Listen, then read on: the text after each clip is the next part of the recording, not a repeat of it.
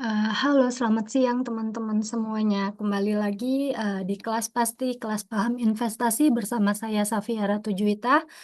Di sini saya tidak sendirian, saya akan ditemani oleh salah satu mitra bisnis kita, yaitu Pak Kemal Fajri Musin dari PT Principal Asset Management. Halo Pak Kemal. Selamat siang Syafia, apa Eh, kabar? Kabar baik Pak, Bapak apa kabar? Baik juga, Alhamdulillah. Terima Ah, kasih. Oke.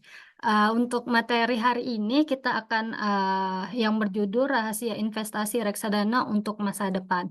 Nah, sebelum materinya akan disampaikan oleh Pak Kemal, saya izin untuk menjelaskan terlebih dahulu atau memperkenalkan iTrade Fund kepada teman-teman semuanya. Sorry, itunya apakah sudah ada di layar, Pak? Sudah Syafia, silakan. Oke.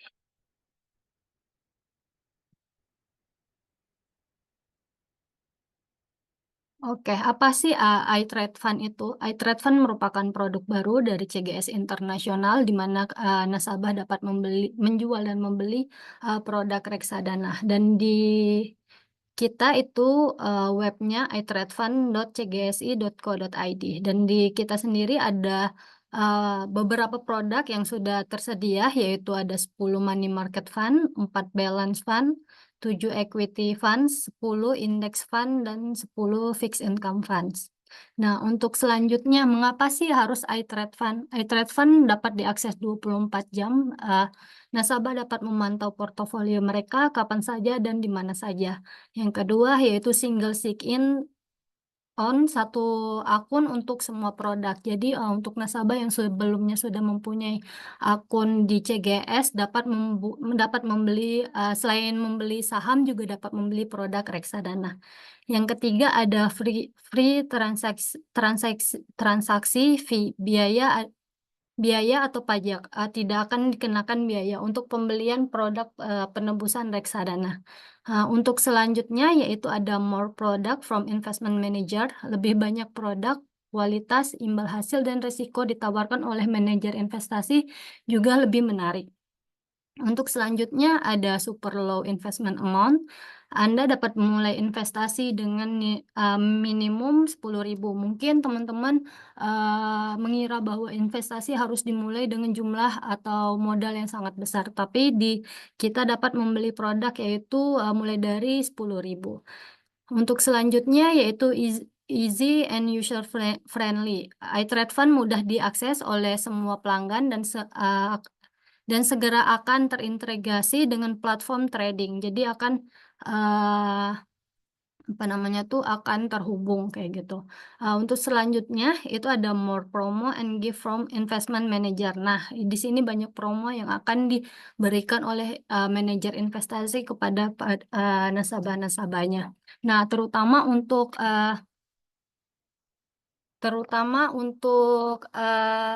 pada siang hari ini akan ada gift nih buat teman-teman, 5 orang penanya yang terbaik akan mendapatkan gift dari manajer investasi seperti itu. Baiklah, selanjutnya kita ada 11 manajer investasi yang bekerja sama kita untuk saat ini, yaitu ada Henan Asset Management, Philips, ada Kisi, Ciptadana, Afris, Trimegah, Insight, Star, Mega Asset, dan Principal pada siang hari ini yang akan menyampaikan materi, dan satu lagi ada BNI Asset Management. Baiklah, mungkin selanjutnya akan disampaikan oleh Pak Kemal untuk materi yang lebih detail lagi bagaimana itu reksadana dan bagaimana produk-produknya. Mungkin pada Pak Kemal saya persilakan. Ya, terima kasih Syafia. Selamat siang teman-teman semua. Gitu perkenalkan nama saya Kemal. Saya dari Principal Asset Management, salah satu mitra manajer investasi yang bekerja sama di CGS gitu ya. Jadi pada kesempatan siang ini kami diberi kesempatan untuk satu memperkenalkan siapa itu Principal Asset Management bagi teman-teman semua dan apa sih yang orang sering sebut reksadana? Jadi lebih ke apa tutorial ataupun pengetahuan tentang produk reksadana yang tersedia di CGS gitu ya. Mungkin dan akan saya tutup dengan penginformasian terkait dengan produk-produk reksadana Principal Asset Management yang teman-teman bisa beli melalui platform CGS gitu. Oke,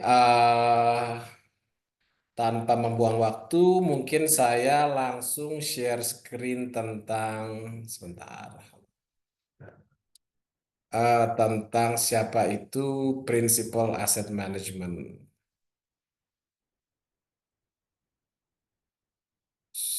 Sudah kelihatan screen saya? Sudah Pak, aman Pak. Oke, ya baik.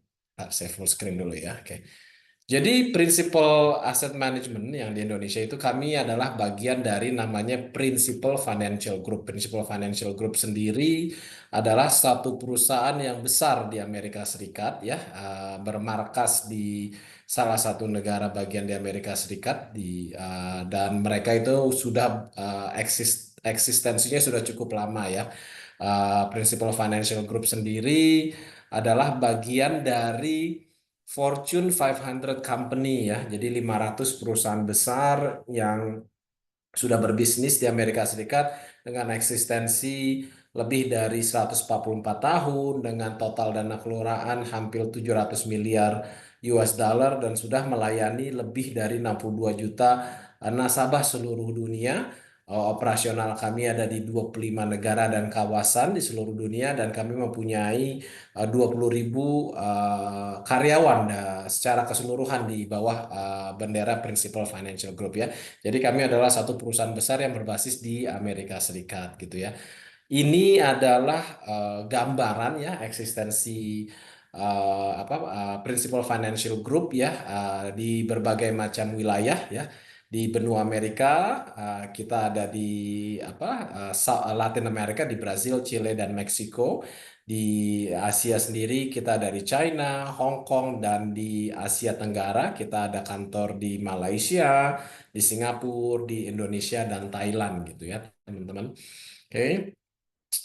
Dari sisi struktur pemegang saham kami itu ada dua entitas, satu namanya Principal Financial Group yang memiliki saham sebesar 60% dan si IMB Group berhak ya memiliki kepemilikan sebesar 40%. Jadi dua pemegang saham kami adalah Principal Financial Group dan si IMB Group berhak yang bermarkas di Malaysia ya yang juga mempunyai bisnis di Indonesia yang namanya Bank CMB Niaga, teman-teman.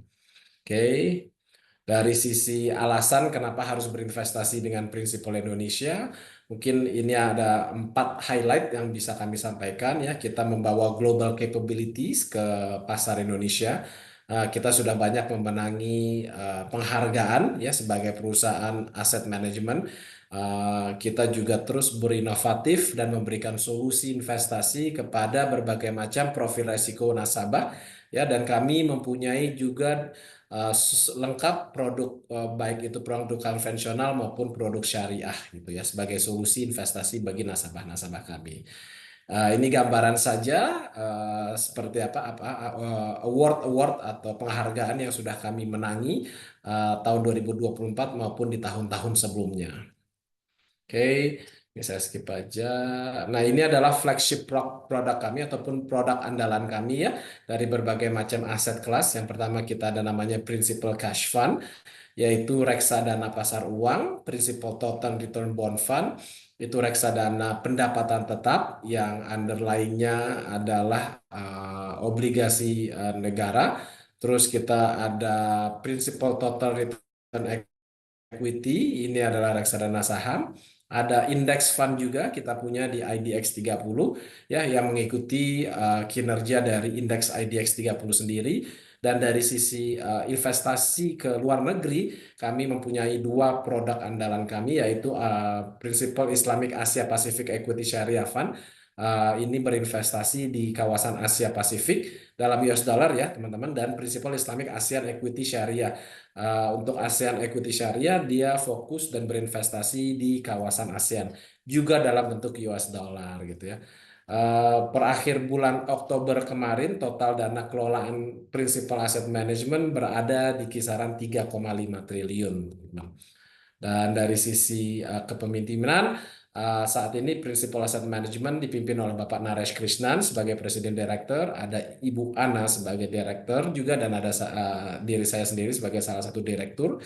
Dan ini adalah tim leadership kami juga yang langsung bertanggung jawab kepada CEO. Ada Pak Aldi Rinaldi sebagai Head of Institutional Sales, Bapak Marli Sanjaya Head of Investment, Ibu Anita Haryani sebagai Head of Product and Communication, dan Bapak Rudi Wijaya sebagai Head of Compliance, Risk Management, dan Internal Audit gitu ya. Dari sisi tim investment, ini timnya Pak Marli ya. Ada Mas Adi Saputra sebagai Head of Fixed Income, ada Andre Suryajaya sebagai Equity Fund Manager, ada Mas Aji sebagai Fixed Income Fund Manager, dan ada Emilia Francisca sebagai Investment Research Analyst. Oke. Dari sisi distribusi dan partner ya, kami mempunyai total sekitar 23 partner kami yang mendistribusikan produk kami. Partner-partner tersebut terbagi dari 3 kategori. Ada bank partner atau bank distributor. Saat ini kami memiliki 2 bank distributor, yaitu CIMB Niaga dan Bank Standard Charter. Kami juga mempunyai distributor di perusahaan sekuritas ya. Salah satunya CGS ya, teman-teman bisa lihat perusahaan sekuritas yang lain itu apa aja. Dan Digital Apert ya, ini perusahaan mereka mendistribusikan produk kami melalui online platform kami ya. Nama-namanya mungkin saya tidak usah sebutin satu-satu, teman-teman bisa melihat sendiri siapa saja partner Digital Apert kami gitu ya. Jadi kurang lebih itulah rangkuman tentang Principal Asset Management. Jadi apa kan ada pepatah yang mengatakan tak kenal maka tak sayang. Saya berharap sudah kenal dengan Principal, mudah-mudahan lebih sayang gitu ya. Mungkin demikian yang bisa saya sampaikan terkait dengan profil company Principal Asset Management. Sebelum saya masuk ke agenda berikutnya, mungkin saya berhenti sebentar. Jika teman-teman ada yang mau ditanyakan, feel free. Atau gimana Syafia? Q&A-nya nanti saja atau gimana ini? Mungkin materi dulu ya Pak. Nanti Materi dulu Q&A ya. kita tampung Oh, dulu. oke oke oke, Buat siap gitu. teman-teman Oke. mungkin langsung boleh di kolom komentar aja. Nanti kita akan pilih pas sesi tanya Oke, jawab. ya ntar saya sangat anjurkan untuk bagi teman-teman yang ada pertanyaan bisa ditanyakan di Q&A ya, karena ada hadiahnya juga ya Syafia ya, bagi Ya, kelima betul Pak. pertanyaan yang menanya ya. Ya, bagi 5 pertanyaan yang terbaik akan dapat hadiah dari prinsipal. Oke, siap. Oke, kalau gitu mungkin saya lanjut ya ke agenda berikutnya, yaitu materi tentang pengenalan reksadana. Sebentar ya. Hmm.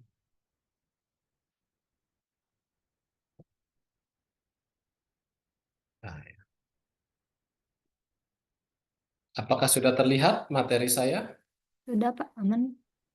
Oke, bagi teman-teman di sini yang belum tahu reksadana, itu mungkin saya akan perkenalkan apa tuh reksadana. Tapi mungkin sebagai pembuka gitu ya, mungkin teman-teman di sini sudah tahu lah ya, ada berbagai macam jenis investasi yang bisa dilakukan oleh investor sebagai teman-teman gitu ya. Kalau kita ngomongin berbagai jenis investasi kan, teman-teman yang sudah nasabah CGS pastinya bisa berinvestasi membeli saham-saham yang ditawarkan di CGS gitu ya. Terus juga ada bagi teman-teman juga yang ingin investasi dari sisi resikonya mungkin lebih rendah daripada langsung berinvestasi ke saham, mungkin bisa membeli produk namanya obligasi ya. Itu pun bisa teman-teman bisa beli lewat sekuritas maupun sekarang lewat perbankan gitu. Jadi terus ada namanya investasi emas, ada investasi properti dan yang lain-lain, dan pasti juga reksadana itu adalah salah satu jenis investasi yang tersedia di Indonesia ya. Jadi berbagai macam investasi yang tersedia itu juga tergantung dari tujuan, dari profil resiko masing-masing nasabah. Kira-kira yang cocok itu tipe investasi yang seperti apa ya. Jadi sebelum saya masuk lebih detail tentang reksadana gitu ya, mungkin saya akan menanyakan diri apa itu reksadana ya bagi teman-teman gitu ya. Nah, secara simpel definisi reksadana itu sendiri itu sudah diatur dalam namanya 3 ya POJK 23 tahun 2016 ya. Mungkin saya bacakan definisi reksadana itu apa ya. Reksadana adalah wadah yang dipergunakan untuk menghimpun dana dari masyarakat pemodal untuk selanjutnya diinvestasikan dalam portofolio efek oleh manajer investasi ya. Jadi ini adalah dana-dana yang dihimpun dan dikumpulkan dari masyarakat pemodal, dalam hal ini adalah investor, untuk selanjutnya ya diinvestasikan dalam portofolio efek. Portofolio efek itu kan berbagai macam-macam ya. Oleh manajer investasi. Jadi kurang lebih reksadana itu adalah yang tadi saya bilang, kumpulan dana dibelikan efek dan dikelola oleh manajer investasi gitu ya. Tapi pastinya ada rambu-rambu yang harus diikuti dan dipatuhi oleh manajer investasi sebagai pengelola dari portofolio efek reksadana. Oke, secara garis besar ini saya ambil dari sumbernya dari websitenya OJK ya. Ada beberapa pihak ya terkait dengan alur reksadana ya. Teman-teman lihat di tengah-tengah itu ada reksadananya sendiri ya. Terus di sebelah kanan reksadananya itu ada namanya bank custodian ya. Yang tugas dan fungsinya adalah penyimpanan aset dan administrasi reksadana. Di sebelah kirinya ada namanya manajer investasi ya, yang mengelola portofolio efek ya.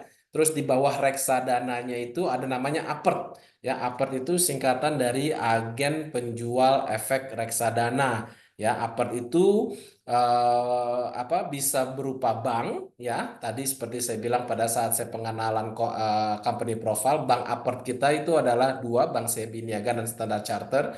Ada perusahaan sekuritas sebagai contoh, salah satunya CGS Sekuritas gitu ya. Dan ini mereka dan Digital Apert pastinya ya, perantara perdagangan efek khusus menjual reksadana. Dan ini harus mendapatkan lisensi dari OJK untuk mendapatkan license apart ini. Jadi tidak sembarang institusi ya yang bisa menjual efek reksadana ini. Ada beberapa persyaratan yang harus dipenuhi dalam mendapatkan apart. Jadi secara garis besar ya ada pihak bank custodian, ada manajer investasi, ada apartnya sebagai yang menjual produk reksadana, dan pastinya ada investor ya sebagai masyarakat pemodal. Itu adalah pihak-pihak yang terlibat dalam transaksi reksadana ya. Ini saya skip aja definisinya. Nah, kita masuk ke pihak-pihak yang terlibat dalam reksadana. Pihak yang pertama pasti investor ya, pemilik modal ya. Jadi kalau nggak ada si investornya sendiri, ya pasti nggak ada modal yang diinvestasikan atau dikelola oleh manajer investasi. Investor itu adalah pemilik modal yang melakukan investasi sesuai dengan profil resiko dan ekspektasi imbal hasil ya. Jadi si investor ini melakukan investasi sesuai dengan profil resikonya. Ada berbagai macam profil resiko nanti dan ekspektasi imbal hasil investasinya seperti apa. Terus ada yang namanya APERT ya, agen penjual efek reksadana, pihak yang melakukan kegiatan pemasaran reksadana. Ya, perusahaan-perusahaan yang boleh menjadi APER adalah perusahaan keuangan di bawah naungan OJK, yaitu sekuritas, bank, asuransi bisa, pembiayaan, dan penggadaian yang mendapatkan izin sebagai APER. Ya. Kata yang pentingnya adalah mendapatkan izin sebagai APER. Siapa yang ngeluarin izin itu? Adalah OJK, Otoritas Jasa Keuangan, sebagai regulator yang mensupervisi semua kegiatan di pasar modal. Oke. Terus yang ketiga adalah manajer investasi. Manajer investasi adalah pengelola dana yang terkumpul dalam reksadana dengan menginvestasikannya dalam portofolio efek sesuai dengan kebijakan investasi yang telah ditentukan ya. Jadi dana-dana yang dikumpulkan dan akan dikelola oleh manajer investasi itu juga ada aturan mainnya teman-teman ya. Tidak boleh sembarangan diinvestasikan ya. Jadi ntar dia harus menginvestasikannya sesuai dengan portofolio sesuai dengan portofolio efeknya harus sesuai dengan kebijakan investasi yang telah ditentukan. Jadi tidak bisa sembarangan. Dan ada bank custodian juga ya, pihak yang mencatat dan mengadministrasikan aset yang terkumpul dalam reksadana yang dikelola oleh manajer investasi ya. Jadi ada pihak bank namanya bank custodian yang mereka mencatat, mengadministrasikan aset-aset yang terkumpul dalam reksadana dan juga memonitor secara ketat operasional harian reksadana untuk memastikan bahwa pihak manajer investasi sebagai pengelola dan reksadana mengikuti peraturan pengelolaan reksadana sesuai dengan kebijakan investasi yang telah ditentukan. Jadi manajer investasi pun juga diawasi oleh bank custodian. Dan yang terakhir ada namanya OJK, Otoritas Jasa Keuangan, pihak yang melakukan pembinaan, pengaturan, dan pengawasan sehari-hari kegiatan pasar modal. Tadi saya bilang ya, mereka mensupervisi kegiatan pasar modal. OJK juga memberikan izin usaha pada perusahaan efek dan manajer investasi dan memberikan persetujuan kepada bank custodian ya. Jadi untuk mendapatkan lisensi APER itu harus dari OJK, untuk mendapatkan status bank menjadi bank custodian juga harus mendapatkan persetujuan dari OJK. Perusahaan untuk menjadi manajer investasi pun juga harus mendapatkan lisensi manajer investasi dari Otoritas Jasa Keuangan sebagai supervisi dari kegiatan pasar modal. Jadi ini adalah 5 pihak yang terlibat dalam reksadana, teman-teman. Oke. Nah, apa aja sih jenis-jenis reksadana ya? Secara umum ya, reksadana itu ada ada 4 jenis ya. Yang pertama adalah reksadana pasar uang atau bahasa Inggrisnya money market fund ya. Reksadana pasar uang ini berinvestasi pada instrumen pasar uang seperti tabungan, deposito, surat hutang atau obligasi yang jatuh temponya sudah di bawah 1 tahun atau yang sudah mendekati tanggal maturity gitu ya. Jadi bagi investor yang menyerahkan modal dan dananya ke manajer investasi dan dia mau berinvestasi reksadana pasar uang, manajer investasi sebagai pengelola hanya boleh membelikan ya instrumen pasar uang ya seperti tabungan, deposito, dan obligasi yang jatuh tempo di bawah 1 tahun. Manajer investasi tidak boleh membelikan efek-efek di luar ini untuk investasi di reksadana pasar uang. Oke. Nah, yang kedua adalah reksadana pendapatan tetap atau fixed income fund gitu ya. Disebut pendapatan tetap karena portofolio efek yang diinvestasikan dalam reksadana pendapatan tetap ini adalah efek bersifat hutang yang mana memberikan kupon dalam waktu yang sudah ditentukan. Makanya ada kata-kata pendapatan tetap gitu ya.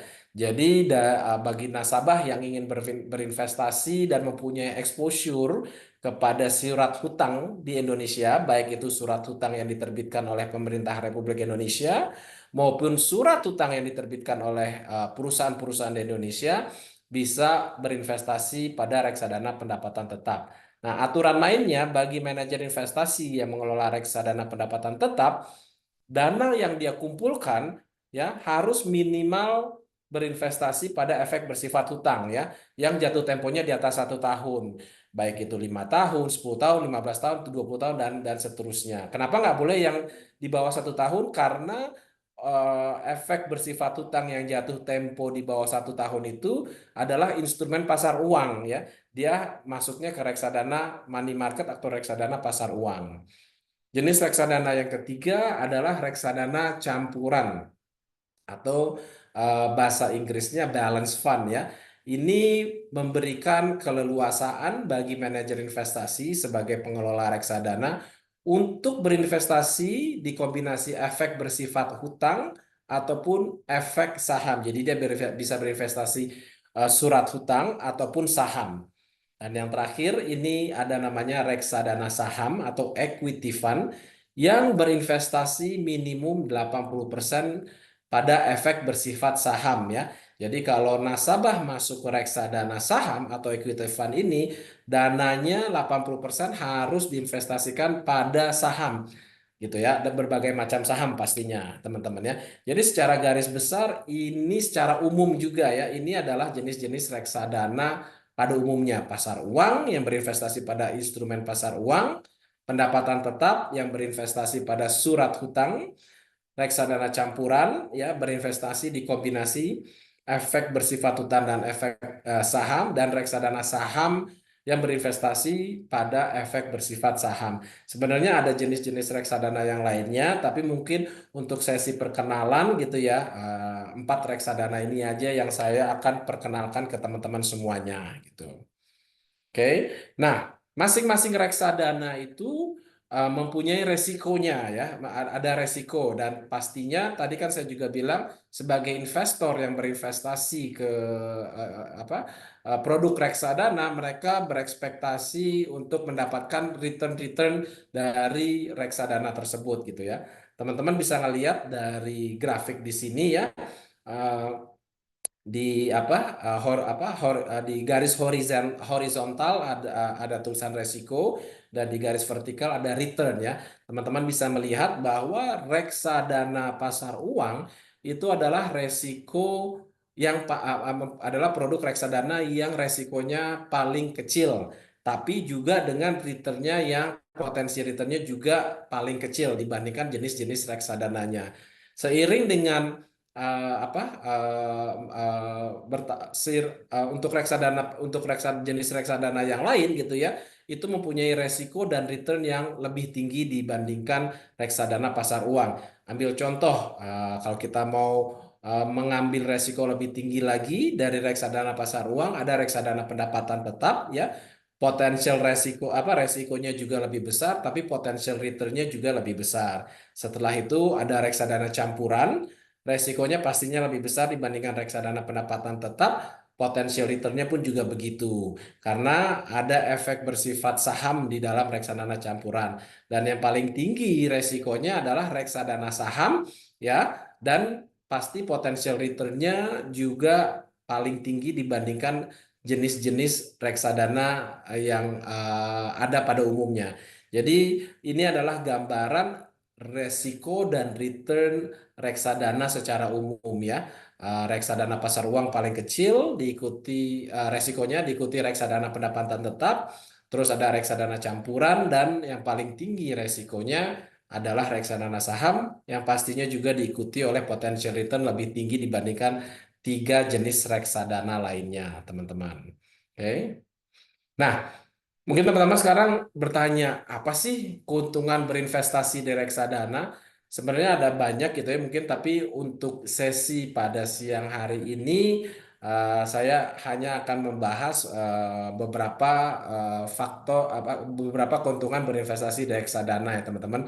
Yang pertama ya, reksadana ini dikelola oleh manajer investasi yang profesional ya. Jadi tadi saya sudah informasikan kan, bahwa untuk mendapatkan lisensi manajer investasi itu harus didapatkan oleh disetujui oleh OJK, Otoritas Jasa Keuangan. Jadi seorang yang menjadi manajer investasi itu bukanlah seorang yang ibaratnya tidak tahu kondisi finansial, tidak tahu atau tidak familiar dengan kondisi pasar maupun kondisi kondisi pasar modal gitu ya. Seorang manajer investasi itu yang sudah mempunyai track record yang cukup bagus, mendapatkan license wakil manajer investasi yang juga dikeluarkan oleh OJK, dan mempunyai skill dan pengalaman dan pengetahuan yang baik dalam mengelola reksadana. Jadi dana-dana investor yang diberikan ke manajer investasi itu dikelola oleh seseorang yang profesional. Oke. Yang kedua, ya, dana dan efek yang disimpan, yang dibeli oleh produk reksadana itu disimpan oleh bank custodian yang kredibel, ya. Jadi dana nasabah ya dan efeknya misalnya sambil contoh ya, dana nasabah berinvestasi 100 juta untuk reksadana saham dan efeknya saham-saham yang ada pada reksadana tersebut itu disimpan bukan di manajer investasinya tetapi di bank custody yang melakukan pencatatan dan pengadministrasian produk reksadana. Tadi juga saya informasikan bahwa untuk mendapatkan status bank custodian juga harus mendapatkan lisensi dari OJK. Kenapa dana dan efeknya ini disimpan oleh bank custodian? Karena untuk memitigasi resiko ya terjadinya fraud dari manajer investasi ya. Jadi manajer investasi itu hanya mengelola investasi di masing-masing reksadana ya. Tapi dana dan efek portfolio yang ada pada reksadananya itu disimpan, dicatat, dan diadministrasikan oleh bank custodiannya. Oke. Alasan yang ketiga, dana investasi reksadana itu sangat minimal gitu ya. Di awal saya sudah menginformasikan di Indonesia ini banyak sekali jenis-jenis reksadana yang tersedia dengan jumlah dana investasi yang beragam. Untuk dana investasi reksadana itu sangat minimal. Tadi juga sudah dijelaskan oleh Syafia di awal gitu ya. Bisa mulai berinvestasi reksadana itu mulai dengan 10.000 loh teman-teman ya. Ibaratnya itu lebih murah dibandingkan teman-teman ataupun kita-kita kongko-kongko ngopi-ngopi ya sore-sore gitu ya habis kantor ya di beberapa coffee house gitu ya. Hanya dengan 10.000 saja ya teman-teman sudah bisa menjadi investor reksadana dan berinvestasi pada reksadana. Jadi sekarang ini reksadana itu udah sangat-sangat minimal dana yang diperlukan. Mungkin kalau kita ngomongin 10, 15, 20 tahun yang lalu gitu ya, dana yang diperlukan mungkin tidak sekecil yang diperbolehkan saat ini. Alasan keempat ya, resikonya lebih kecil karena manajer investasi diversifikasi efek pada portfolio. Nah, kenapa resikonya lebih kecil ya? Saya ambil contoh seorang investor memberi reksadana saham gitu ya. Dalam reksadana saham itu bukan hanya satu atau dua saham saja yang dibeli oleh manajer investasi gitu, tapi dalam produk reksadana saham itu ada berbagai macam dan berbagai jumlah saham yang ada pada reksadana saham tersebut. Jadi exposure-nya si nasabah atau resiko konsentrasi nasabah itu terbagi bukan hanya pada satu atau dua atau tiga saham saja. Lain halnya kalau kita berinvestasi langsung pada saham ya. Misalnya kita beli saham A ya udah resikonya hanya saham A aja gitu ya. Nah, kalau reksadana saham itu resikonya terbagi-bagi ya di berbagai macam kategori atau sektoral dari berbagai macam saham yang tersedia. Nomor lima ya. Ini terkait dengan diversifikasi efek portofolio ya. Jadi volatilitas harga pasarnya itu lebih rendah ya karena portofolionya terdiri dari berbagai efek ya. Jadi kalau dibandingkan dengan berinvestasi langsung ke beli saham, saham A atau saham B, itu nasabah akan terekspos pada volatilitas harga saham H dan saham B saja. Tapi kalau beli reksadana saham, volatilitasnya pergerakan harga pasar dari saham-saham di reksadana saham itu lebih rendah karena ada saham A, saham B, saham C, saham D, saham E dan yang lain-lain. Dan yang terakhir ya imbal hasil reksadana atau returnnya itu bebas pajak ya teman-teman. Jadi return ataupun imbal hasil yang teman-teman dapatkan dari berinvestasi di reksadana itu sudah net of tax ya. Jadi sudah tidak perlu dipotong pajak lain lagi ya teman-teman ya. Jadi ini adalah 6 alasan kurang lebih ya keuntungan berinvestasi di reksadana teman-teman. Nah, namanya juga investasi ya teman-teman, pasti tidak mungkin tidak ada resiko ya teman-teman ya. Kalau nggak mau ada resiko ya kita nggak usah berinvestasi ibaratnya ya. Nah, Jadi dari berinvestasi di produk reksadana ini, resiko-resiko umumnya apa aja sih ya? Ini ada beberapa resiko umum yang saya akan highlight. Resiko pertama adalah namanya resiko pasar atau market risk ya. Ini adalah resiko fluktuasi harga yang disebabkan karena perubahan faktor pasar. Resiko ini juga ditemui dengan istilah resiko berkurangnya nilai aktiva bersih per unit penyertaan reksadana. Jadi pada saat teman-teman berinvestasi di reksadana, ya ada harganya. Harganya itu disebut namanya NAB, nilai aktiva bersih ya. Harganya itu bergerak setiap harinya teman-teman ya. Nah, tergantung dari jenis reksadananya apa gitu ya. Misalnya reksadana saham yang isinya berbagai macam ragam saham, harganya itu bisa bergerak naik maupun bergerak turun. Nah, pada saat inilah yang dinamakan resiko pasar atau market risk. Apa yang ngebuat NAV-nya bergerak naik atau bergerak turun? Kondisi pasar ya. Ambil contoh, uh, misalnya ada reksadana saham yang berinvestasi kepada saham A dan ada berita positif terkait dengan saham A tersebut gitu ya. Dan itu membuat harga saham A itu bergerak naik ke atas. Itu juga bisa membuat NAB dari reksadana saham yang isinya saham A itu untuk naik ke atas. Berikut berikut juga dengan sebaliknya teman-temannya, reksadana A membeli saham B, terus ada berita negatif terkait dengan saham B dan saham B harganya turun di pasar, itu juga bisa menjadi salah satu faktor NAB NAB reksadana saham A turun gitu. Itu yang disebut namanya market risk gitu ya. Ada juga namanya resiko one prestasi, default risk ya. Tadi kan saya menginformasikan kan ada namanya reksadana pendapatan tetap ya. Reksadana pendapatan itu kan berinvestasi pada efek surat hutang ya teman-teman ya. Surat hutang itu kan diterbitkan baik itu bisa diterbitkan oleh pemerintah Republik Indonesia maupun satu perusahaan di Indonesia ya gitu ya.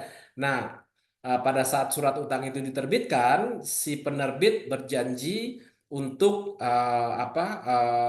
memberi kupon payment dan mengembalikan pokoknya pada saat surat utang itu jatuh tempo. Tetapi ada kalanya di pertengahan jalan si penerbit obligasi tersebut ya karena mengalami situasi dan kondisi bisnis yang kurang baik ya mengalami namanya gagal bayar. Nah, itu yang disebut namanya resiko one prestasi atau default risk ya, resiko penurunan harga reksadana yang disebabkan karena obligasi perusahaan menjadi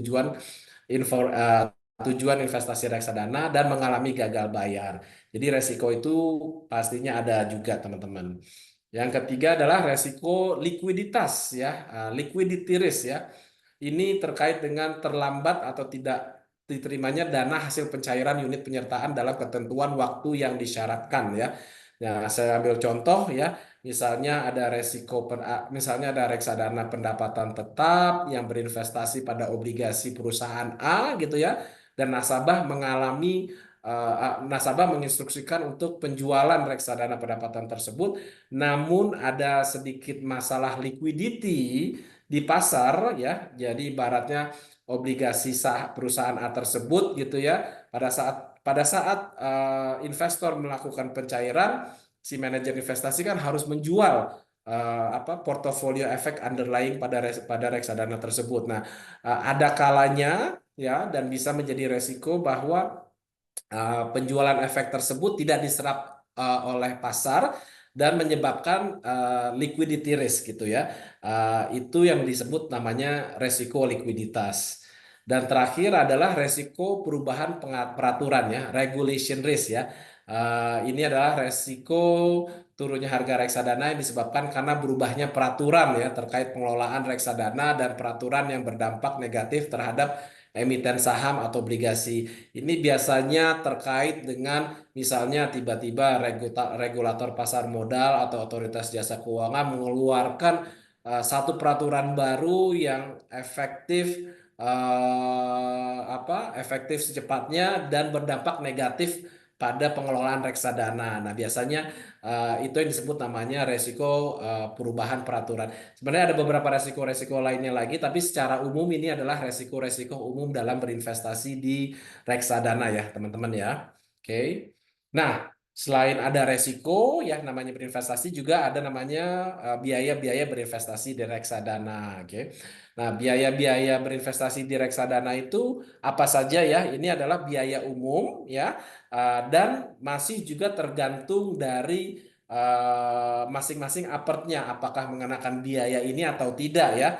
Teman-teman, jadi biaya-biaya yang saya jabarkan pada slide ini belum tentu dikenakan ke nasabah, itu tergantung dari masing-masing selling agent atau agen penjual efek reksadana ya.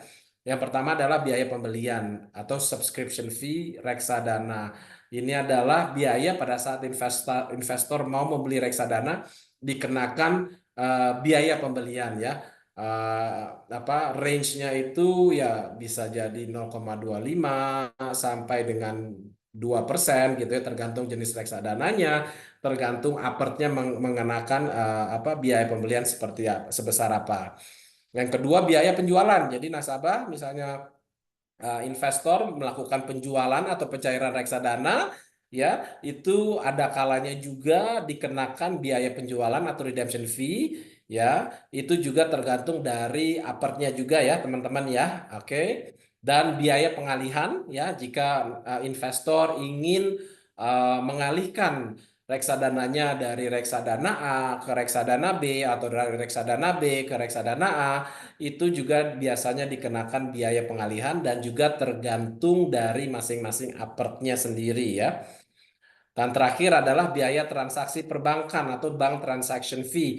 Again, ini juga tergantung apartnya ya. Kalau rata-rata kalau investor membeli reksadana di bank itu biasanya tidak ada bank transaction fee, tapi bagi investor-investor yang tidak membeli reksadana melalui bank ataupun langsung mentransfer dananya itu ke bank custody, biasanya dikenakan biaya transaksi perbankan atau bank transaction fee. Jadi kurang lebih ini adalah biaya-biaya umum dalam berinvestasi reksadana, teman-teman.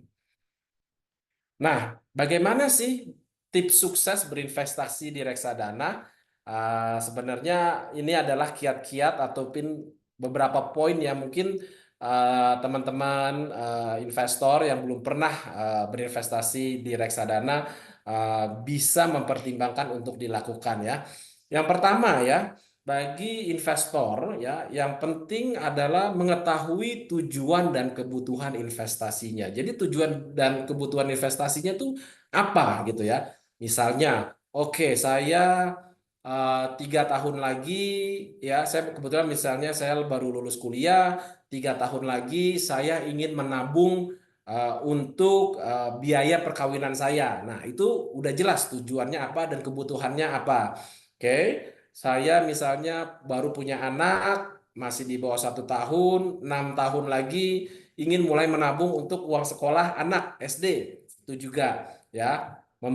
Misalnya membeli properti gitu ya. Ataupun kayaknya 2 tahun lagi saya ingin liburan sama keluarga saya dan yang lain-lain. Jadi harus dulu diketahui tujuan dan kebutuhan investasi investor dalam berinvestasi di reksadana.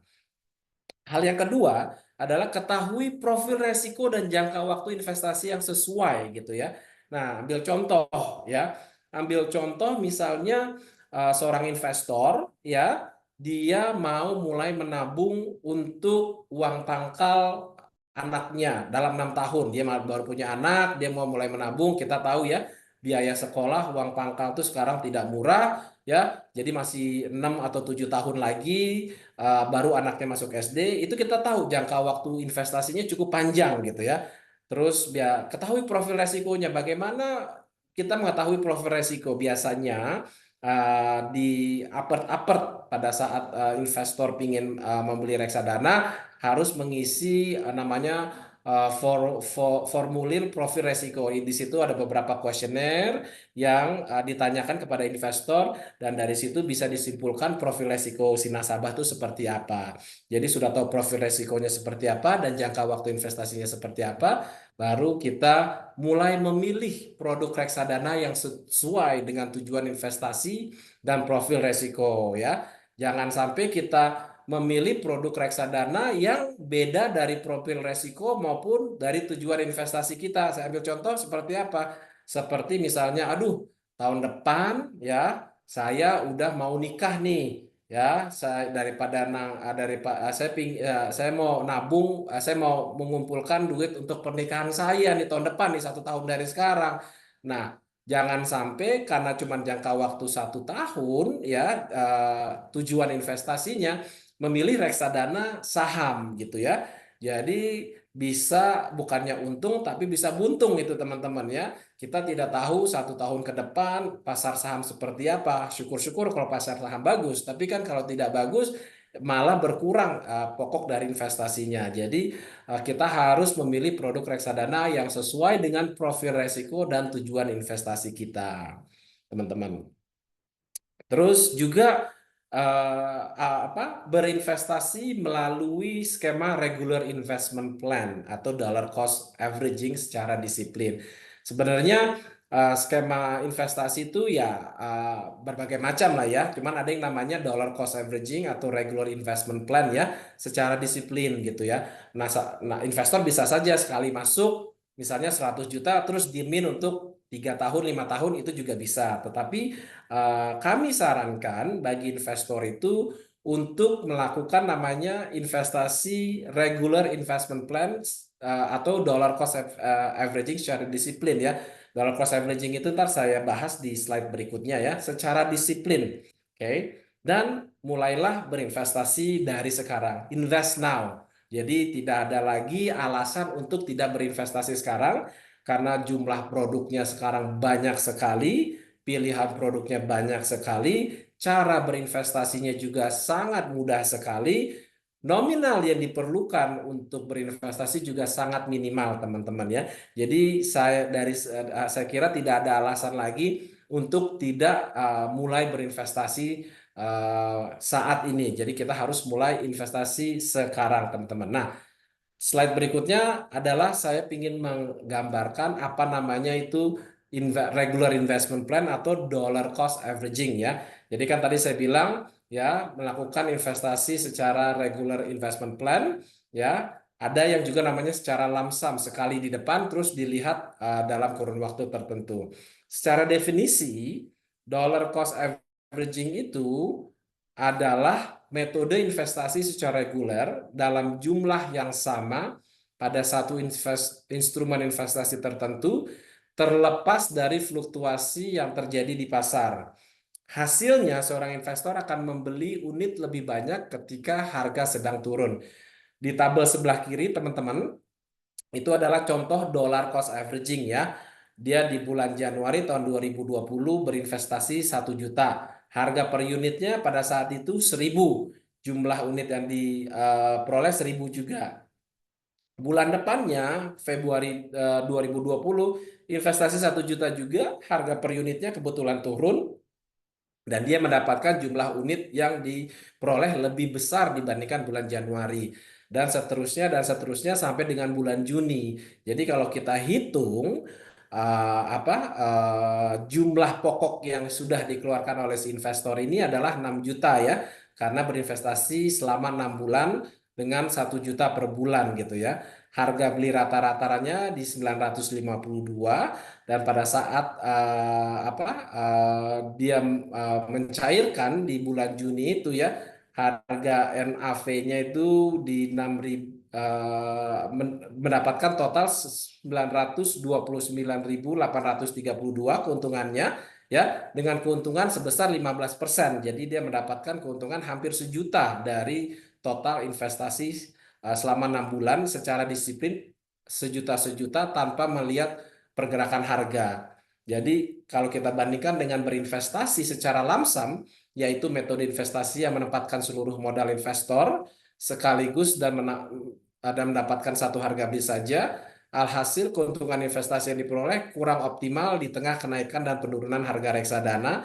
Ini dengan waktu yang sama dari Januari 2020, dia langsung berinvestasi 6 juta, harganya dibeli di 1.000, tapi pada saat setelah bulan Juni itu, dia hanya mendapatkan keuntungan sebesar 600.000 atau hanya 10%. Jadi dengan pokok yang sama yaitu 6 juta, ya, dengan metode regular investment plan, ya, itu memberikan return yang lebih tinggi, ya, 15% dibandingkan seorang investor berinvestasi langsung 6 juta di Januari dan dicairkan pada bulan Juni. Kenapa bisa begitu? Tadi karena perbedaan harga per unit pada setiap kali si investor masuk. Jadi pada saat harga unitnya lebih rendah, si investor akan mendapatkan jumlah unit yang lebih besar gitu.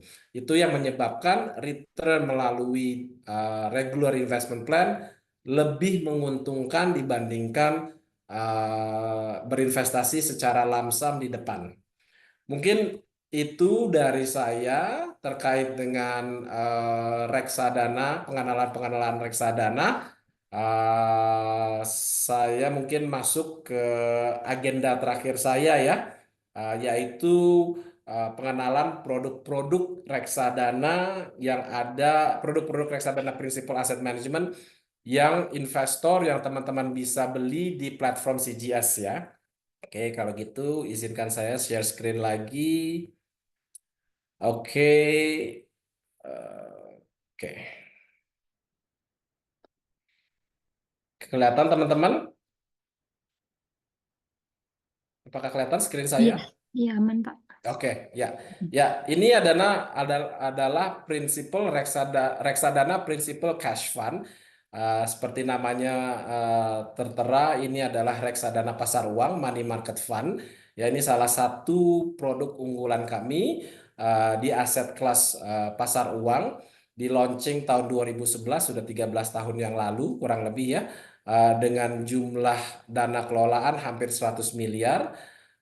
Bagaimana seperti tadi saya bilang, reksadana pasar uang dia berinvestasi pada efek-efek pasar uang, baik itu tabungan, deposito ataupun obligasi yang jatuh tempo di bawah 1 tahun ya. Secara historical return per akhir Oktober kemarin, reksadana Principal Cash Fund ini memberikan return net 4,52% ya, atau di kisaran 5, sebentar saya hitung sedikit.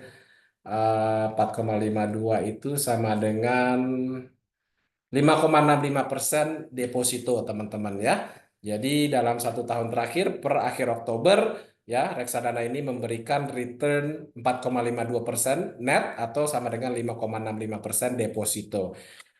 Dan ini yang disebut namanya fun fact sheet ya teman-teman ya. Ini lembaran informasi umum untuk masing-masing reksadana yang ada di Indonesia. Teman-teman bisa melihat di sini informasinya, kapan produk itu diluncurkan, jumlah dana kelolaannya berapa, NAV per unitnya berapa, biaya-biaya terkait reksadananya berapa, bank custody-nya berapa, dan efek top 10 efeknya tuh apa aja. Ini bisa dilihat ya teman-teman ya, bahwa ada Bank Aladin Syariah, Victoria Syariah, ada FR itu obligasi pemerintah ya, pastinya obligasi-obligasinya dalam konteks ini adalah obligasi-obligasi yang jatuh temponya di bawah 1 tahun. Oke, ini produk pertama yang teman-teman bisa beli di platformnya CGS. Produk yang kedua teman-teman bisa beli adalah reksadana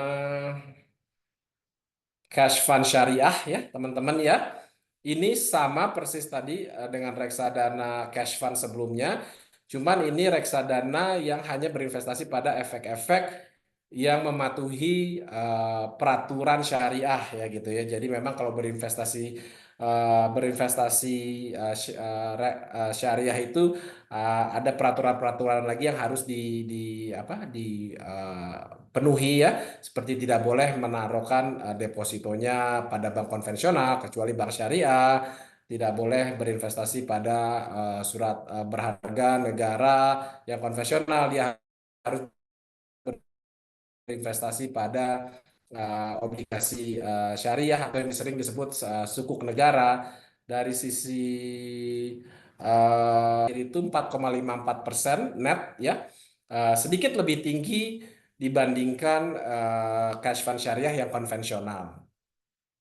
Ada dua produk lagi yang saya pengen share ke teman-teman terkait dengan produk yang tersedia di CGS. Sebentar, cash fund. Oke, ini adalah reksadana saham kami ya. Namanya reksadana Principal Total Return Equity Fund kelas O, kelas ordinary. Di launching udah cukup lama ya, dari tahun 2005, dengan total dana kelolaan di 35%, 35 miliaran gitu ya. Bank kastedinya adalah Deutsche Bank ya. Ini teman-teman bisa lihat di top 10 securities portfolionya ada saham Adisarana Armada, Bank BRI Syariah, BCA, Bank Mandiri, BNI. Dari sisi performance kita lihat untuk 1 tahun kita tahu ya bahwa pasar saham Indonesia 1 tahun terakhir ini memang kurang bagus di 4,19% ya net dari sisi performance-nya. Dan yang terakhir saya ingin share dan info adalah reksadana reksadana indeks prinsipal IDX 30 ya. Jadi ini adalah reksadana indeks yang mengikuti pergerakan atau memimik pergerakan indeks IDX 30 di bursa ya. Isinya sama persis dengan apa benchmarknya, tolak ukurnya.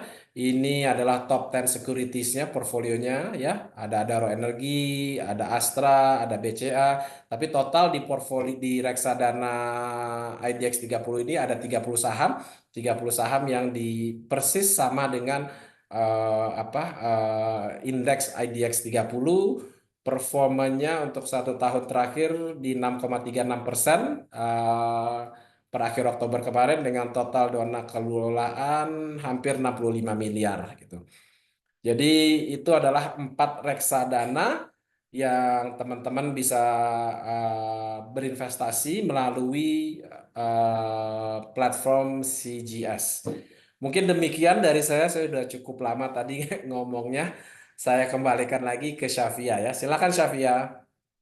Wah, terima kasih Pak Kemal atas materinya yang sangat menarik dari pengenalan reksadana, terus regulator, terus tadi ada tipsnya dan ada plannya untuk nanti nasabah mungkin mengimplementasikannya langsung di iTrade Fund. Nah, Pak, kita lanjut ke Q&A. Ini sudah banyak Pak yang ingin bertanya. Kayaknya banyak yang udah nggak sabar nih mau bertanya. Saya mulai ya Pak. Boleh Yang silakan. pertama ada Rizky Ramadhani, itu bertanya apakah reksadana saham layak untuk dibeli pada saat ini, mengingat IHSG saat ini sedang tertekan, Pak. Oke, dari Mas Rizky nih ya. Ya. Apakah reksadana saham layak untuk dibeli saat ini? IHSG kita sedang tertekan. Jawabannya saya akan bilang ya, yes, tetap layak, sangat layak untuk dibeli karena memang IHSG kita saat ini sedang tertekan, tapi itu memberi satu kesempatan bahwa valuasi saham-saham di indeks harga saham gabungan kita ini lagi relatif lebih murah. Oleh karena itu, menurut saya sangat layak untuk dibeli saat ini. Dan kita lihat, apalagi jika Mas Rizky ingin berinvestasi dengan jangka waktu cukup panjang, saya cukup yakin bisa memberikan return yang cukup atraktif ya dari reksadana saham ini. Mungkin demikian yang bisa saya sampaikan, Syafia. Oke, berarti cukup menarik ya Pak untuk jangka panjang. Sangat menarik untuk saat Menarik ini. ya. Oh, oke. Kalau kita juga harus melihat prospek dan potensi ke depannya ya, Syafia ya. Hmm, Jangan ya. dilihat dari saat ini saja. Ya, oke. Baik, Pak. Untuk selanjutnya itu ada Robi Ardrianto. Itu siang Pak Kemal mau tanya, apakah Hmm. prinsipal ada produk yang memberikan dividen tiap bulan atau per 3 bulan? Terima kasih, katanya. Oke, pertanyaan yang bagus ya. Jadi Mas Hmm. Robi nih kayaknya nih pingin nih berinvestasi yang tiap bulan atau tiap 3 bulannya nih dapat sesuatu gitu ya. Nah, sepertinya kayak gitu ya. Di prinsipal kita mempunyai namanya reksadana Principal Total Return Bond Fund. Itu reksadana pendapatan tetap yang isinya itu obligasi-obligasi negara. Eh, apa skemanya adalah secara best effort ya kita memberikan dividen per 3 bulan secara best effort, tapi kita tidak bisa menjanjikan setiap 3 bulan itu akan ada dividen tergantung dari performa si reksadana tersebut.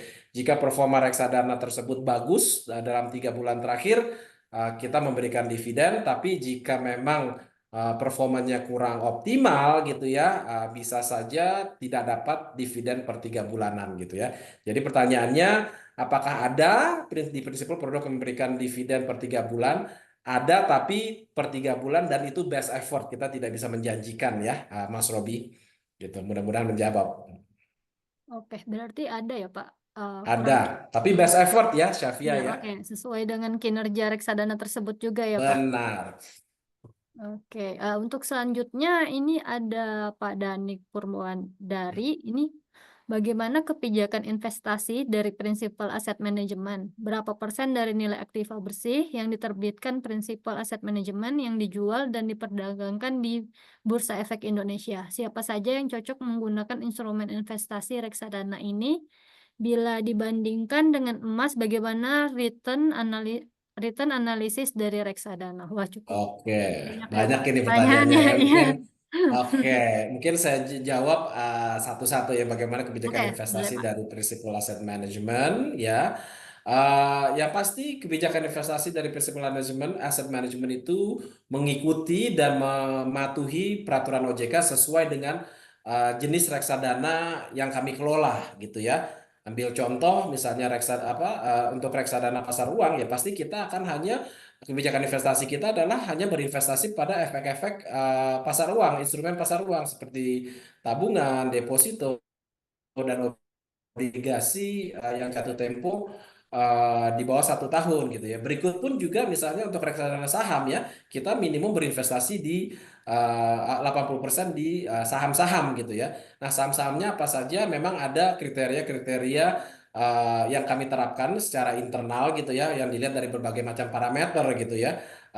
Itu untuk masing-masing manajer investasi pasti beda-beda gitu dan pasti kita akan patuhi peraturan regulator dan peraturan internal kami gitu ya. Jadi berapa persen dari nilai aktiva bersih yang diterbitkan Principal Asset Management yang dijual dan diperdagangkan BI ya tergantung dengan jenis reksadananya ya gitu ya. Kalau reksadana saham ya pasti 80% kita investasikan dan perdagangkan di bursa efek gitu.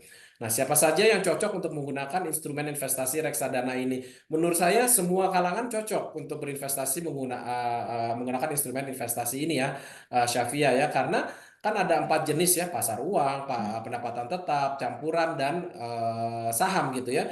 Jadi tergantung profil resiko si masing-masing investornya gitu ya. Saya yakin semua kalangan itu masuk pasti mempunyai profil resiko yang cocok untuk berinvestasi dengan jenis-jenis reksadana yang tersedia gitu ya. Nah, oke, pertanyaan terakhir, bila dibandingkan dengan emas, bagaimana risk return analysis dari reksadana ya? Mungkin saya bisa bilang perbandingan reksadana dengan emas ini bukan satu perbandingan yang comparable gitu ya. Namun demikian ya, emas dan reksadana itu bisa digunakan sebagai investasi dalam konsep diversifikasi portofolio gitu ya. Sambil contoh misalnya ada dana yang disiapkan untuk berinvestasi sebesar 100 juta sambil contoh gitu ya. Sebagian bisa diinvestasikan di reksadana dan sebagian juga bisa diinvestasikan di emas gitu ya. Jadi kalau kita melihat reksadana dan emas itu bukan sesuatu yang kami bandingkan ya, secara comparable, tetapi itu bisa menjadi salah satu konsep diversifikasi portofolio nasabah gitu ya, sebagian di reksadana, sebagian di emas. Mungkin itu yang bisa saya sampaikan ya, Syafia, terkait pertanyaan dari Danik Purwandari. Oke, oke Pak. Berarti balik lagi sebenarnya ya ke investornya ya. Sebelum memilih produk, mungkin bisa dibaca fund fact sheet-nya terlebih dahulu mungkin ya Pak. Ya, benar. Oke, selanjutnya ada dari Pak Robi Adrianto untuk produk prinsipal manakah yang cocok untuk investasi lamsam? Mhm. Oke, ini pertanyaan yang bagus ya gitu. Tadi kan saya membahas tentang dollar cost averaging sama apa investasi secara lamsam. Jadi semua produk kami itu bisa digunakan melalui skema dollar cost averaging atau regular investment plan maupun lamsam gitu ya. Cuman masing-masing nasabah itu, masing-masing investor itu kan mempunyai situasi dan kondisi yang beda-beda gitu ya. Misalnya saya ambil contoh ya, untuk regular investment plan ya saya mau deh nyicil sejutaan tiap bulan gitu ya, sebagaimana dengan contoh saya gitu ya. Tapi ada yang bilang, aduh saya ada 6 juta nih udah ready sekarang gitu ya, daripada saya ibaratnya regular investment plan gitu ya, walaupun ini melalui sistem gitu ya, mendingan saya masukin apa semuanya secara lamsam dan saya lihat lagi performanya dalam setahun, 2 tahun, 3 tahun ke depan gitu ya. Jadi produk yang tersedia untuk lamsam adalah semuanya kita mempunyai, baik juga untuk regular investment plan, tapi kebijakan skema investasinya kami serahkan, skema investasinya kami serahkan kepada masing-masing investor ya, tergantung situasi dan kondisi masing-masing investor gitu ya. Ada yang ingin nyicil, ada yang ingin sekalian gitu ya. Dua-duanya pun juga nggak masalah buat kami. Oh, oke, oke. Untuk selanjutnya nih Pak, ada dari Aklan Ravandra. Ini untuk Ya. upper di prinsipal AM ada berapa banyak dan apakah saya bisa beli produk prinsipal di tempat lain dan bisa terbaca di CGSI? Oke, untuk Upper Principal kita total ya, baik itu Bank Upper, perusahaan sekuritas, dan Digital Upper, kita mempunyai 23 Upper yang bekerja sama dengan kami gitu ya. Dan apakah saya bisa beli produk Principal di tempat lain dan bisa terbaca di CGSI? Tergantung, kalau misalnya kan di CGSI itu kita menjual 4 produk ya, reksadana cash fund syariah, total return equity, dan IDX 30 ya. Jika Mas Aklan ini belinya salah satu dari 4 produk tersebut di apart yang lain, ya, untuk mengetahui performancenya, Mas Aklan bisa lihat di CGSI. Tetapi di luar 4 produk yang dijual 4 produk prinsipal yang dijual di CGSI, saya unfortunately nggak bisa melihat performanya di platform CGSI karena CGSI nggak menjual produk lain selain 4 produk prinsipal yang tadi saya sebutin gitu. Oke, oke. Selanjutnya nih ada pertanyaan yang cukup menarik ya Pak, yang sangat menarik Mm-mm. sih dari sisi investor, yaitu selain dari Danik Purwandari, itu selain reksadana pasar uang, adakah reksadana profil resikonya rendah dan investasinya jangka pendek? Apa akibatnya bila investor tidak memahami prospektus dan fund fact sheet saat akan berinvestasi di reksadana? Apa yang harus diperhatikan bila ada penawaran reksadana secara online? Nah, untuk ini Pak. Oke, Mm, ya pertanyaannya ada beberapa ya dari Danik ya. mm, Selain reksadana pasar uang, adakah reksadana yang profil resikonya rendah? Secara umum ya, kalau kita ngomongin jenis reksadana yang resikonya paling rendah, itu adalah reksadana pasar uang, gitu ya. Nah, tapi terkait dengan investasinya jangka pendek, ini apa definisinya bisa yang di bawah setahun, bisa 1 sampai dengan 3 tahun. Ada juga investor yang mendefinisikan investasi jangka pendek itu di kisaran segitu gitu ya. Jadi kalau kita mungkin investasinya di kisaran 1 sampai 3 tahun, bisa juga memilih reksadana pendapatan tetap gitu ya. Jadi selain reksadana pasar uang, ada reksadana pendapatan tetap yang pastinya diperlukan jangka investasi lebih tinggi, lebih lama dibandingkan reksadana pasar uang gitu. Terus apa akibat bila investor tidak memahami prospektus dan fund fact sheet saat akan berinvestasi reksadana? Apa yang harus diperhatikan bila ada penawaran reksadana secara online? Oke, ya memang ada dua dokumen yang adalah hak dari investor ya dalam yang harus dibaca dan dimengerti oleh investor. Salah satunya adalah prospektus. Prospektus itu cukup tebal ya. Itu dalam bentuk buku gitu ya, dan fun fact sheet yang tadi saya tampilkan di materi presentasi saya gitu ya. Kami sangat sarankan ya untuk memahami fun fact sheet ya, karena fun fact sheet itu informasinya sangat umum ya, seperti kapan produk itu di launching, jumlah dana kelolaannya berapa, biaya-biayanya tertera berapa gitu ya, bank custody-nya siapa gitu ya, dan performanya berapa dalam kurun waktu setahun, 3 tahun, 5 tahun, 1 bulan, 6 bulan, 3 bulan dan seterusnya gitu ya. Jadi sebenarnya untuk fund fact sheet sendiri kami sangat anjurkan untuk dimengerti gitu ya, karena dengan pengertian di fund fact sheet tersebutlah bisa membantu dalam memilih produk reksadana apa yang tepat bagi si investor gitu ya. Nah, apa yang harus diperhatikan bila ada penawaran reksadana secara online? Simple menurut saya, ketahui nama produknya dan lihat produk apa fun fact sheet produknya gitu ya. Dan ya mungkin sekarang Syafia, kita kan juga tahu untuk dapatkan informasi itu gampang sekali, kita bisa Google apapun gitu ya. Nah, bisa juga dilihat track record si manajer investasi gitu ya, track record si fundnya sendiri gitu ya. Jadi ibaratnya dari sisi investor pun juga harus menggali gitu ya, informasi terkait dengan produk reksadana yang dia ingin beli gitu ya, selain membaca fun fact sheet yang diberikan gitu. Mungkin itu yang bisa saya sampaikan ya, Syafia. Oke, berarti sangat penting ya Pak bisa Ya, apa benar, sangat penting. Dan nama informasinya juga ya sangat mudah dimengerti informasi. dan sangat umum sih ya, Mm-mm, Syafia, di fun mm-mm, fact sheet ya. mm-mm, Kalau mm-mm. di prospektus memang itu lebih detail saja, lebih Iya. detail gitu ya. Tapi minimum pahami juga fun fact sheet, minimum pahami fun fact sheet sebagai investor. Mm-mm, betul betul. Selanjutnya Pak ada pertanyaan lagi nih dari Pak Aldrik Sebastian. Berdasarkan Fund Fact Sheet Oktober 2024 untuk prinsipal Cash Fund Syariah 2, alokasi terbesar pada efek sukuk pemerintah yaitu PBS 036 dan SR 016 dengan total 89% dari AUM.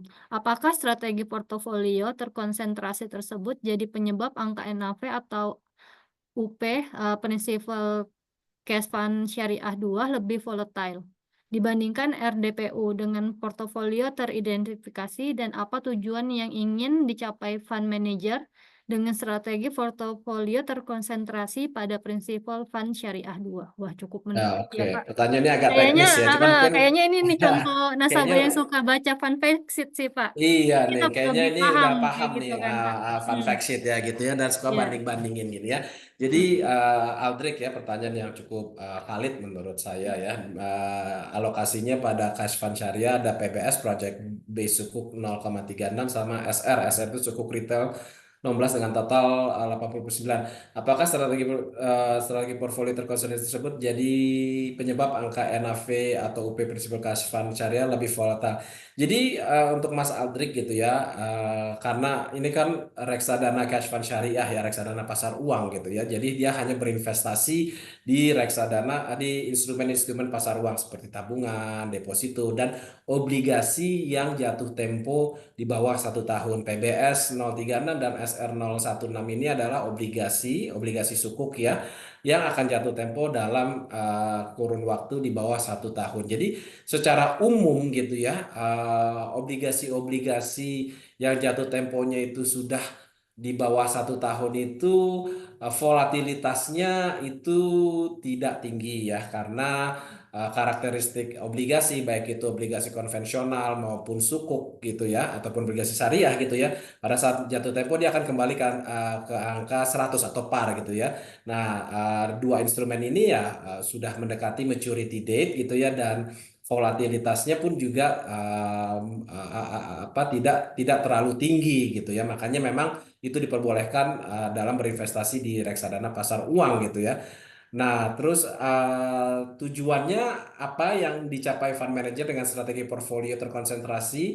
Tujuannya pasti kita akan memberikan optimal return ya sesuai dengan kebijakan investasi yang sudah diatur di prospektus ya gitu ya. Itu tujuannya. Dan kalau terkait dengan volatilitas dengan RDPU yang lain, kita mesti lihat dulu nih RDPU yang mana, apakah dibandingkan dengan RDPU konvensional ataupun yang lain gitu ya. Jadi yang pasti instrumen pasar uang, obligasi yang dibelikan di reksadana pasar uang itu volatilitasnya tidak tinggi, Mas Aldrik gitu ya. Jadi mudah-mudahan itu menjawab ya pertanyaannya. Oke, berarti semua produk yang akan dialokasikan oleh manajer investasi sebelumnya sudah diperhitungkan ya, Pak, sebenarnya. Ya, benar gitu ya. Kan kita Hmm. mengikuti dengan kebijakan investasi dari masing-masing reksadana sesuai dengan apa aset alokasinya. Ya, betul. Oke, ada lagi nih Pak yang nanya. Pak Robi Adrianto mau tanya Pak, di produk prinsipal apakah dikenakan transaksi fee setiap transaksinya Pak? Nah, terkait dengan biaya-biaya tadi kan saya jelaskan ya. Tadi kan adalah ada beberapa biaya yang secara umum yang biasanya dikenakan oleh yang harus ditanggung oleh investor gitu. Dan tapi biaya-biaya tersebut kami balikan lagi ke masing-masing apakah akan apakah akan membebankan biaya tersebut ke investor gitu ya. Saya ambil contoh ada berbagai macam digital upper ya di mana investor berinvestasi baik itu membeli ataupun menjual reksadananya ataupun melakukan pengalihan itu tidak dikenakan biaya sama sekali. Nah, mungkin kalau terkait dengan transaction fee-nya ini dan Mas Robi mau membeli lewat CGS bisa ditanyakan langsung ke CGS gitu ya, apakah dikenakan biaya dalam pembelian reksadana, penjualan maupun pengalihan reksadana. Jadi itu kami berikan diskresinya ke masing-masing uppers ya, Mas Robi ya. Kami hanya mengset jika dikenakan biaya itu maksimum tidak boleh biayanya lebih besar dari apa yang kita cantumkan pada fund fact sheet maupun prospektus, Mas Robi.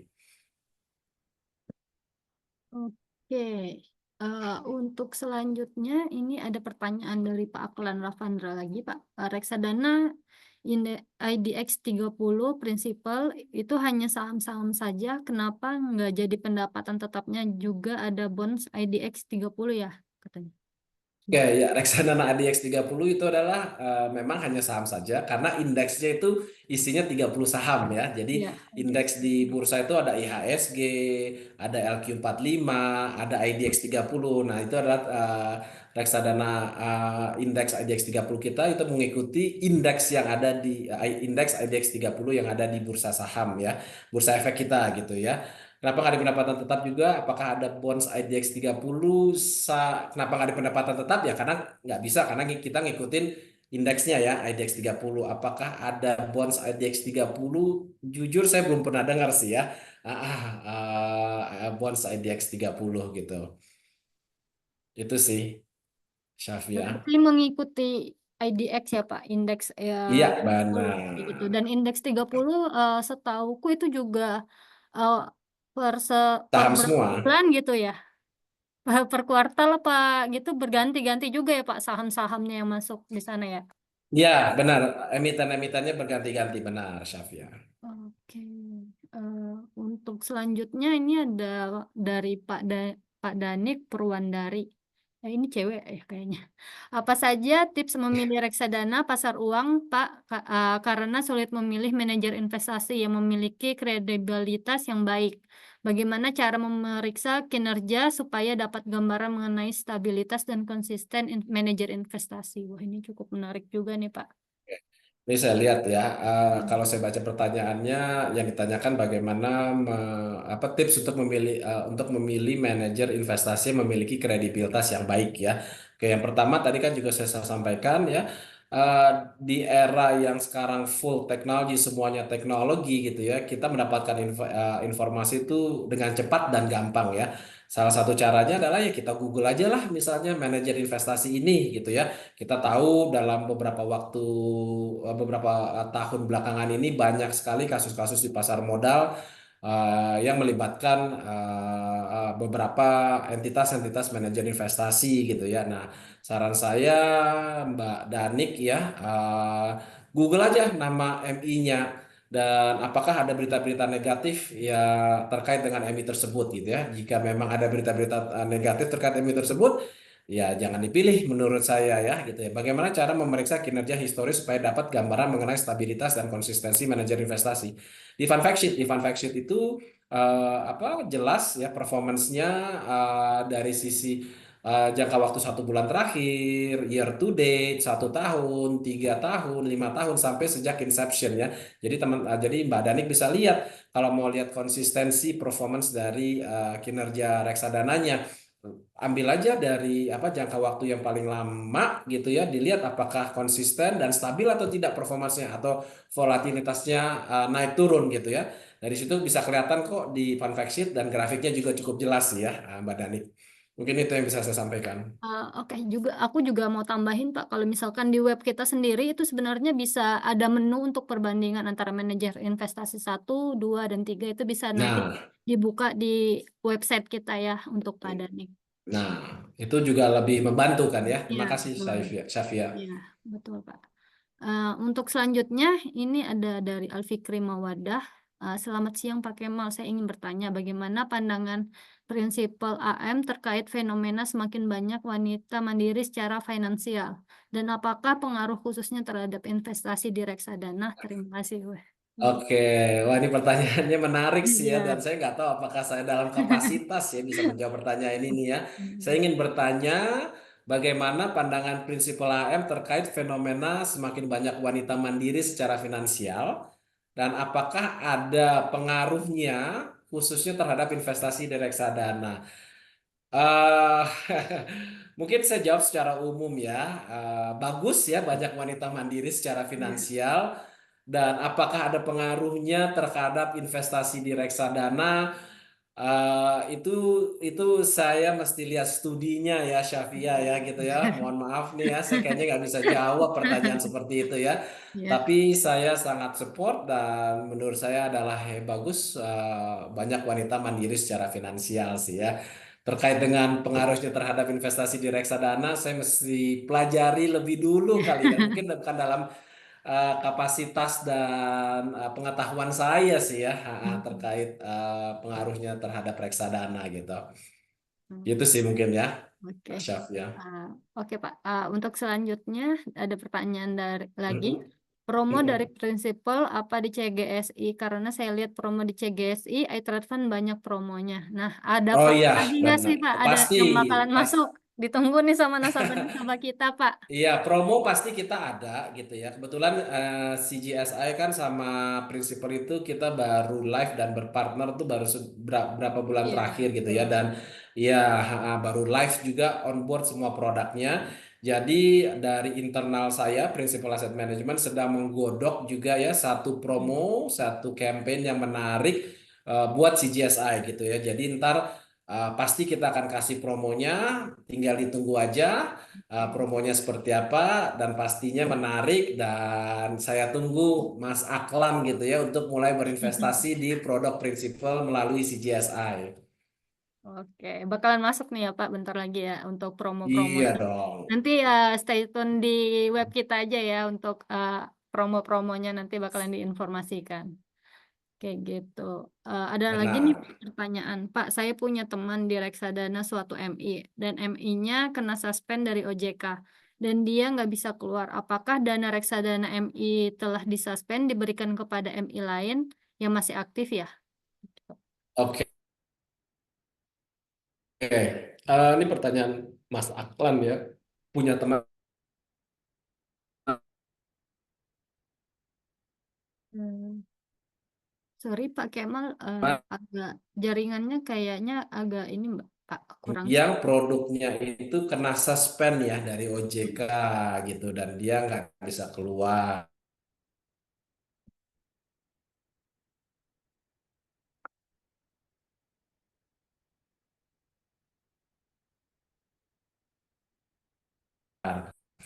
Apakah dana reksadana yang MI telah menang ke MI yang kena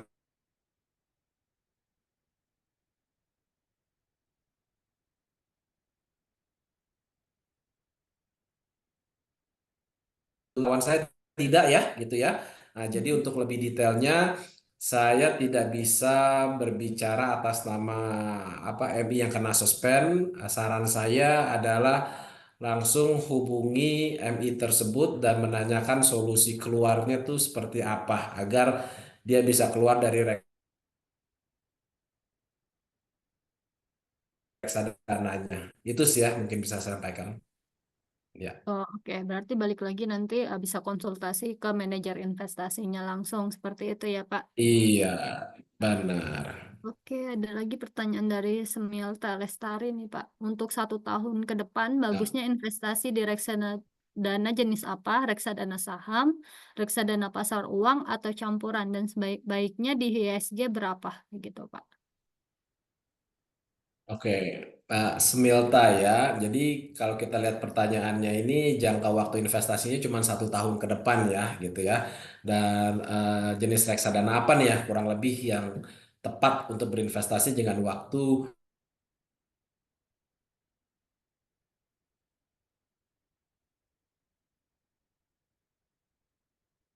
dan apa untuk mengurangi resiko apa volatilitas gitu ya. Mungkin bisa berinvestasi di reksadana pasar uang gitu ya. Dan kalau memang lebih dari setahun, 2 tahun, bisa juga masuk reksadana pendapatan tetap sih ya, gitu ya. Dan di HSG berapa? Kalau saya,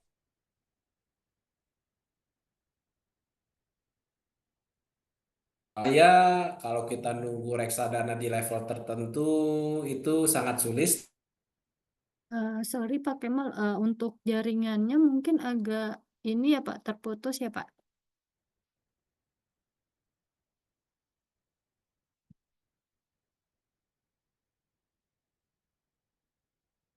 Bisa saya sampaikan ya. Sorry Pak, bisa diulangin soalnya tadi jaringannya agak terputus.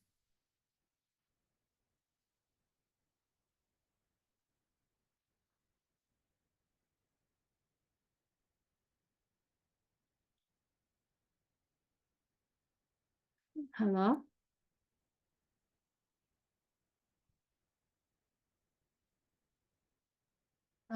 tunggu sebentar ya teman-teman. Kayaknya dari Pak Kemal ada sedikit gangguan nih.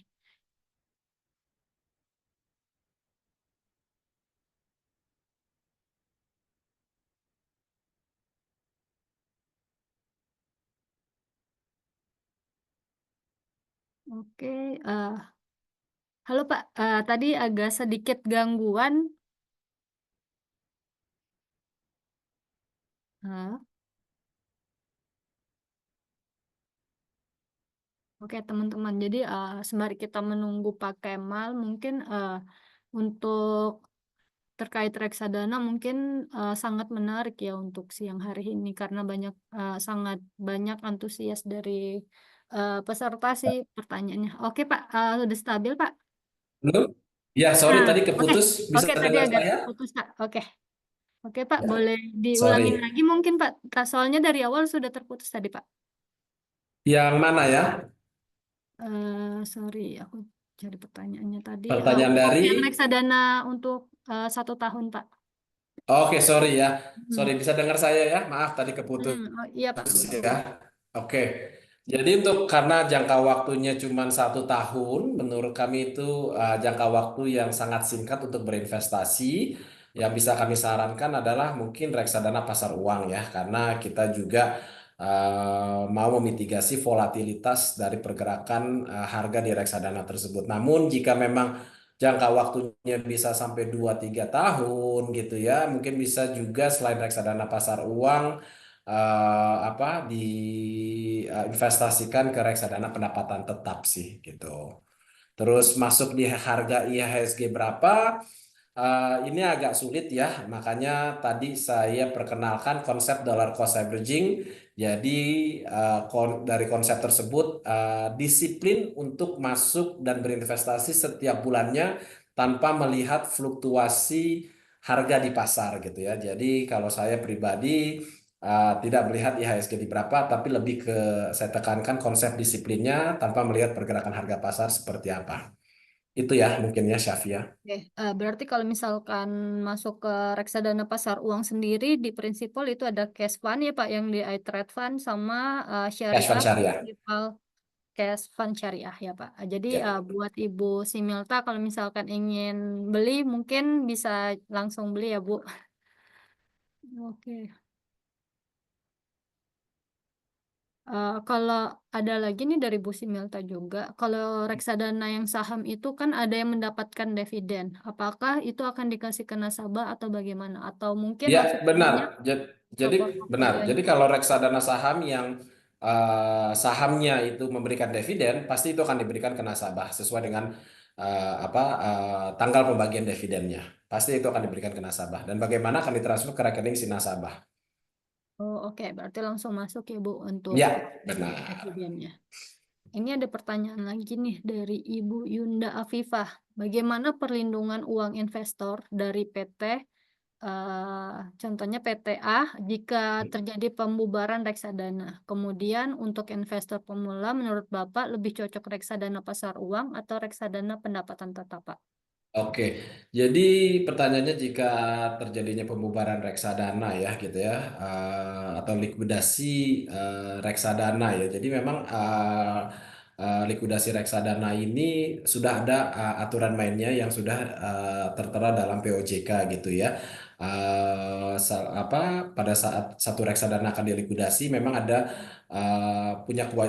manajer investasi wajib memberikan surat kepada si investor tentang rencana tersebut, menyatakan tanggal-tanggal berapanya, kapan reksadana itu akan dilikuidasi dan penyebabnya gitu ya.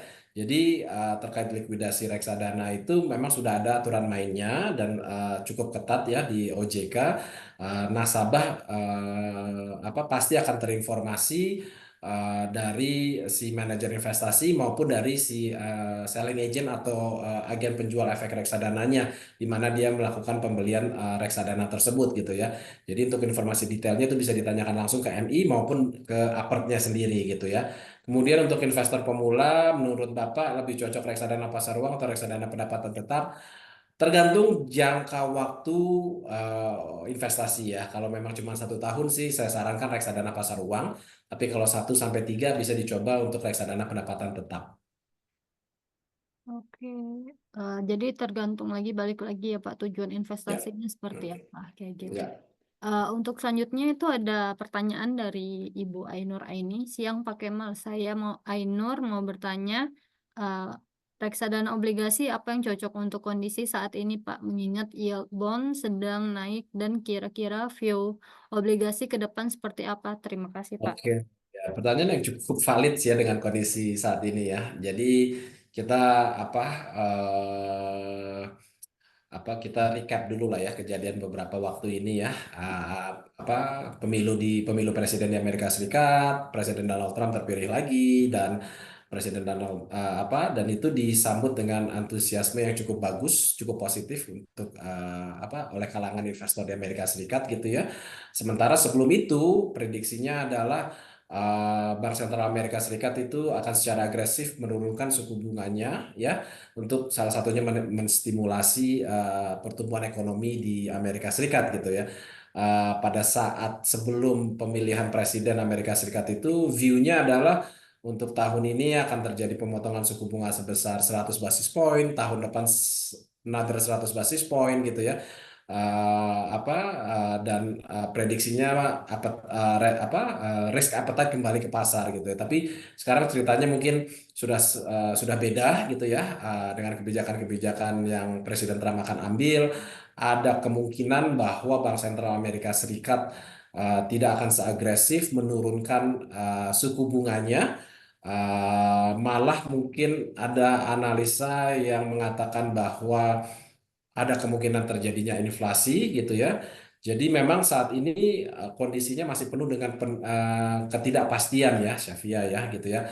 Oleh karena itu menurut saya yield bond memang sedang naik dan kira-kira view obligasi ke depannya seperti apa kami masih cukup optimis ya yield bond masih akan naik gitu ya. Tapi kalau kita melihat konsep investasi secara keseluruhan ya yaitu diversifikasi ya kita jangan taruh semua investasi kita dalam satu aset alokasi, dalam hal ini bonds gitu ya, kita diversifikasi ke aset alokasi yang lain ya. Jadi obligasi bagus ya, tapi kita diversifikasi juga ke saham, apa mungkin sebagian ke pasar uang untuk kebutuhan likuiditas yang tinggi, dan pastinya kita juga berinvestasi untuk jangka waktu yang cukup panjang sih ya, Bu Ainur ya.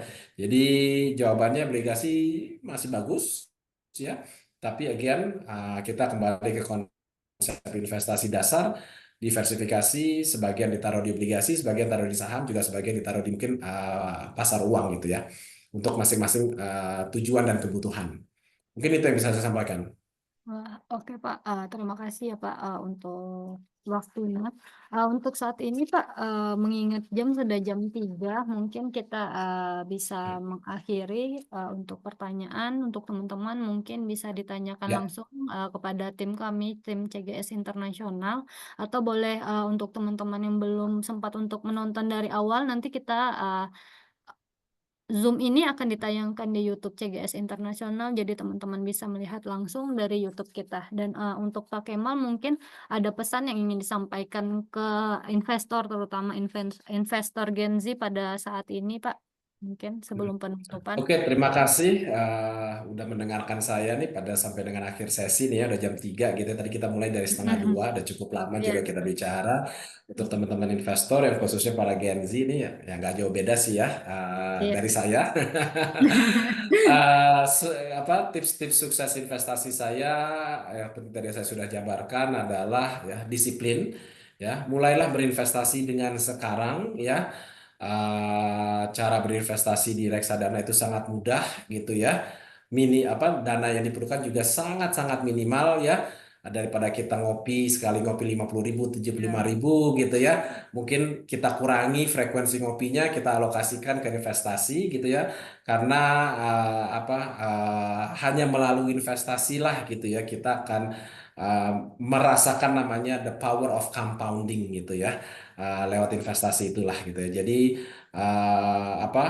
disiplin ya, mulai sekarang, dan cari pastinya kita juga sebagai investor juga tidak mau berinvestasi di sembarang MI. Berinvestasilah dengan MI yang mempunyai track record bagus gitu ya. Mungkin itu sih ya dari sekarang, dari saya, dan saya berharap paparan saya pada sesi siang ini dapat memberikan nilai tambahan buat teman-teman investor, dan juga bisa menjadi bahan pertimbangan bagi para investor dalam memilih produk-produk reksadana untuk berinvestasi. Demikian dari saya, Syafia. Terima Oh, kasih. terima kasih banyak Pak Kemal dan tim Aset Prinsipal sudah memberikan materi yang sangat luar biasa, Pak. Mungkin saya akhiri untuk teman-teman juga apabila ada perkataan yang salah-salah, mohon maaf. Wabillahi taufiq wal hidayah. Wassalamualaikum warahmatullahi wabarakatuh. Waalaikumsalam warahmatullahi Pak, wabarakatuh. Terima kasih semuanya. terima Saya kasih izin Pak. live ya, Ya, iya Syafia. Pak.